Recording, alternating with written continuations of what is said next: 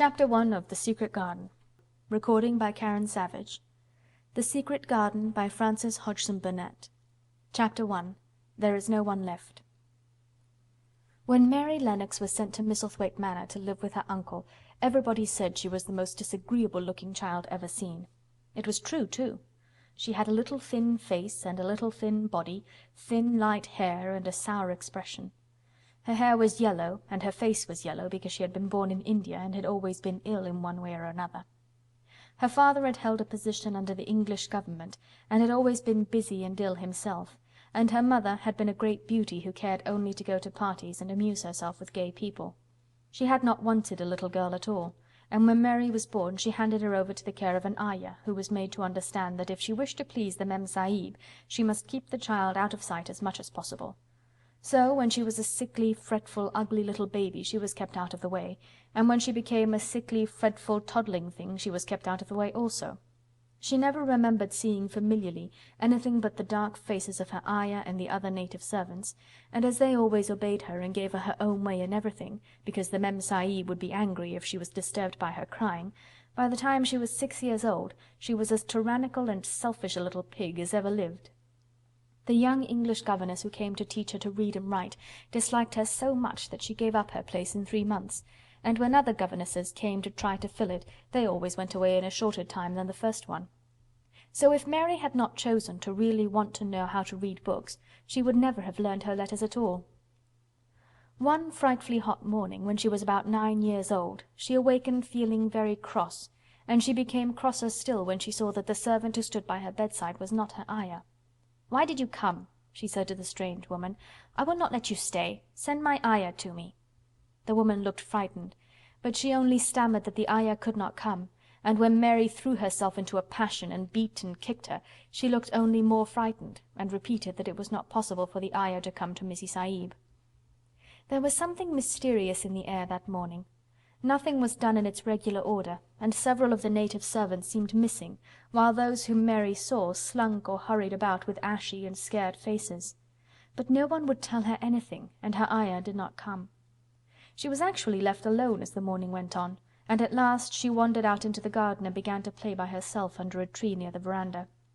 She pretended that she was making a flower bed, and she stuck big scarlet hibiscus blossoms into little heaps of earth, all the time growing more and more angry and muttering to herself the things she would say and the names she would call Saidi when she returned. "Pig! Pig!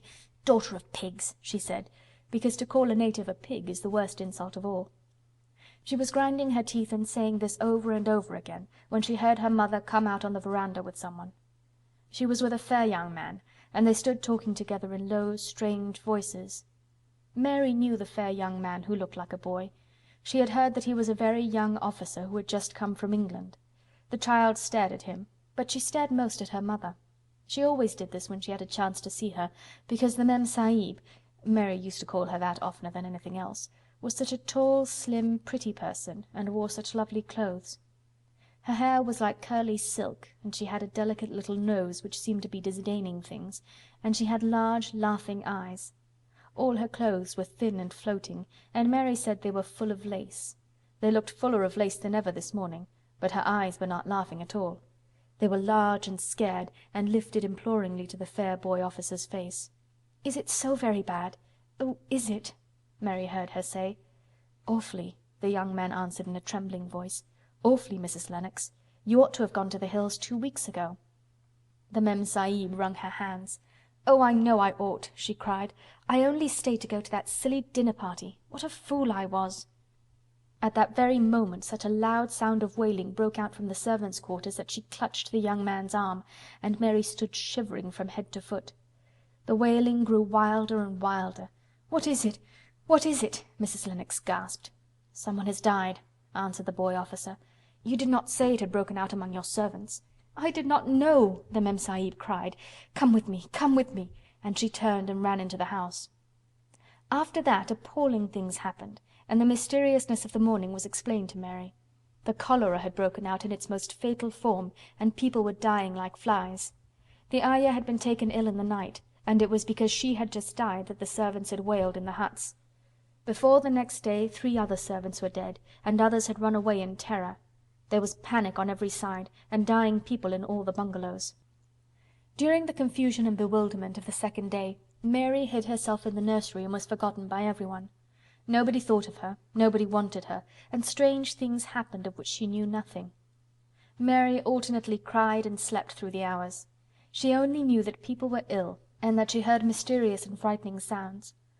Once she crept into the dining-room and found it empty, though a partly finished meal was on the table, and chairs and plates looked as if they had been hastily pushed back when the diners rose suddenly for some reason. The child ate some fruit and biscuits, and being thirsty, she drank a glass of wine which stood nearly filled. It was sweet, and she did not know how strong it was. Very soon it made her intensely drowsy, and she went back to her nursery and shut herself in again, frightened by cries she heard in the huts, and by the hurrying sound of feet. The wine made her so sleepy that she could scarcely keep her eyes open, and she lay down on her bed and knew nothing more for a long time. Many things happened during the hours in which she slept so heavily, but she was not disturbed by the wails and the sound of things being carried in and out of the bungalow. When she awakened, she lay and stared at the wall. The house was perfectly still. She had never known it to be so silent before. She heard neither voices nor footsteps, and wondered if everybody had got well of the cholera and all the trouble was over. She wondered also who would take care of her now her Ayah was dead. There would be a new Ayah, and perhaps she would know some new stories. Mary had been rather tired of the old ones. She did not cry because her nurse had died. She was not an affectionate child, and had never cared much for anyone.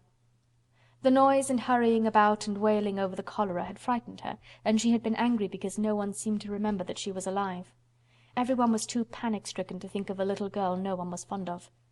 When people had the cholera, it seemed that they remembered nothing but themselves. But if everyone had got well again, surely someone would remember and come to look for her. But no one came, and as she lay waiting, the house seemed to grow more and more silent. She heard something rustling on the matting, and when she looked down, she saw a little snake gliding along and watching her with eyes like jewels. She was not frightened, because he was a harmless little thing who would not hurt her, and he seemed in a hurry to get out of the room. He slipped under the door as she watched him. "How queer and quiet it is," she said. "It sounds as if there were no one in the bungalow but me and the snake." Almost the next minute she heard footsteps in the compound, and then on the veranda. They were men's footsteps, and the men entered the bungalow and talked in low voices. No one went to meet them or speak to them, and they seemed to open doors and look into rooms. "What desolation," she heard one say. "That pretty, pretty woman. I suppose the child, too. I heard there was a child, though no one ever saw her." Mary was standing in the middle of the nursery when they opened the door a few minutes later. She looked an ugly, cross little thing, and was frowning because she was beginning to be hungry and feel disgracefully neglected. The first man who came in was a large officer she had once seen talking to her father. He looked tired and troubled, but when he saw her he was so startled that he almost jumped back. "Barney!" he cried out. "There is a child here! A child alone! In a place like this! Mercy on us, who is she?" "I am Mary Lennox," the little girl said, drawing herself up stiffly. She thought the man was very rude to call her father's bungalow a place like this. "I fell asleep when everyone had the cholera, and I have only just wakened up. Why does nobody come?" "It is the child no one ever saw," exclaimed the man, turning to his companions. "She has actually been forgotten." "Why was I forgotten?" Mary said, stamping her foot. "Why does nobody come?" The young man, whose name was Barney, looked at her very sadly. Mary even thought she saw him wink his eyes as if to wink tears away. "Poor little kid," he said. "There's nobody left to come." It was in that strange and sudden way that Mary found out that she had neither father nor mother left, that they had died and been carried away in the night, and that the few native servants who had not died also had left the house as quickly as they could get out of it, none of them even remembering that there was a Missy Sahib. That was why the place was so quiet. It was true that there was no one in the bungalow but herself and the little rustling snake. End of Chapter 1.